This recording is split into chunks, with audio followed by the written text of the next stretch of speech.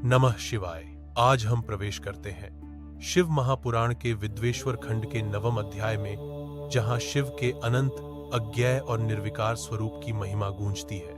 यहीं से आरंभ होती है शिव की उपासना की शाश्वत परंपरा।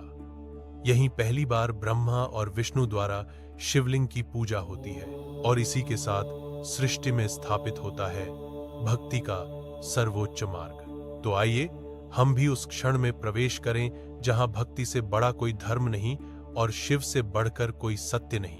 हर हर महादेव। अब जब हम नवां अध्याय, लिंग पूजन का महत्व। नंदिकेश्वर कहते हैं, ब्रह्मा और विष्णु भगवान शिव को प्रणाम कर चुपचाप उनके दाएं बाएं भाग में खड़े हो गए। उन्होंने पूजनीय महादेव जी को श्रेष्ठ आसन पर बैठाकर पवित्र वस्तुओं से उनका पूजन किया।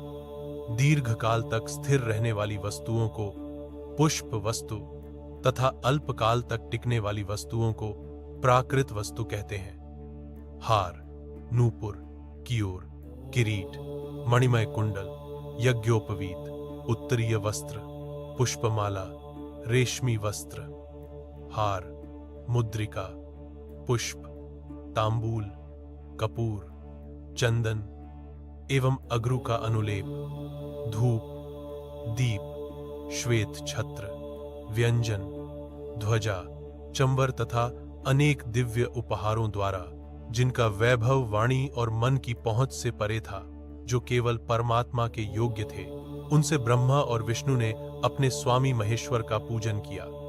इससे प्रसन्न होकर भगवान शिव ने दोनों देवताओं से मुस्कुराकर कहा, पुत्रों, आज तुम्हारे द्वारा की गई पूजा से मैं बहुत प्रसन्न हूं। इसी कारण यह दिन परम पवित्र और महान होगा।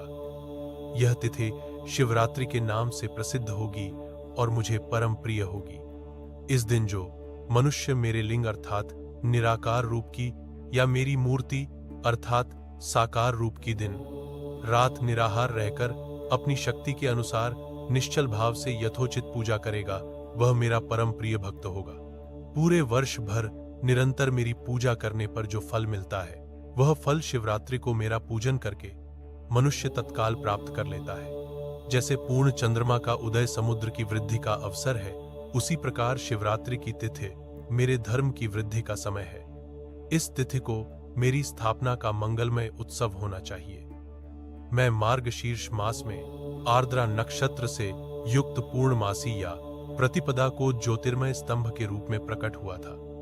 इस दिन जो भी मनुष्य पार्वती सहित मेरा दर्शन करता है अथवा मेरी मूर्ति या लिंग की झांकी निकालता है, वह मेरे लिए कार्तिकेय से भी अधिक प्रिय है। इस शुभ दिन मेरे दर्शन मात्र से पूरा फल प्राप्त होता है। यदि दर्शन के साथ मेरा पूजन भी किया जाए तो इतना अधिक फल प्राप्त होता है कि वाणी द्वारा उसका वर्णन नहीं किया जा सकता।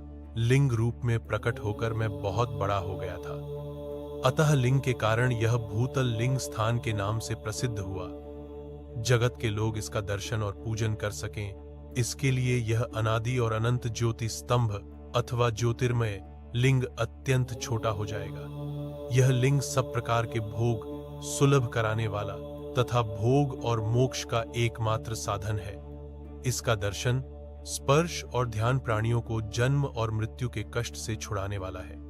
शिवलिंग के यहाँ प्रकट होने के कारण यह स्थान अरुणाचल नाम से प्रसिद्ध होगा तथा यहाँ बड़े बड़े तीर्थ प्रकट होंगे। इस स्थान पर रहने या मरने से जीवों को मोक्ष प्राप्त होगा। मेरे दो रूप हैं, साकार और निराकार।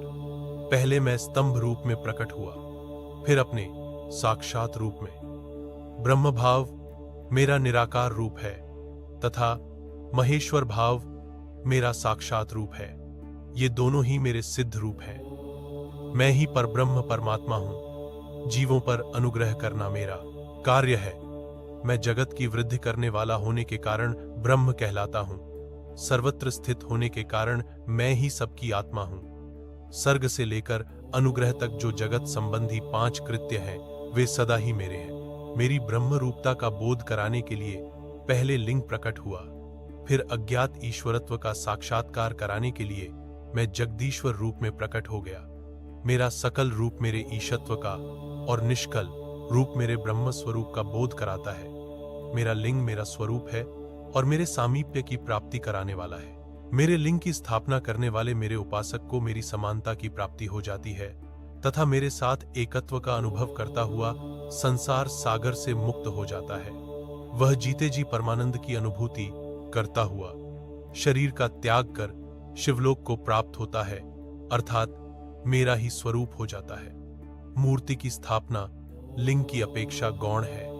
यह उन भक्तों के लिए है जो शिव तत्व के अनुशीलन में सक्षम नहीं है। हर हर महादेव। अब जब हम इस दिव्य प्रसंग को पूर्ण कर चुके हैं, हम महादेव से प्रार्थना करते हैं, हे भोलेनाथ, हमारे हृदय में भी वही भक्ति की ज्वाला प्रकट कर दीजिए जैसे आपने ब्रह्मा और विष्णु के भीतर प्रकट की थी।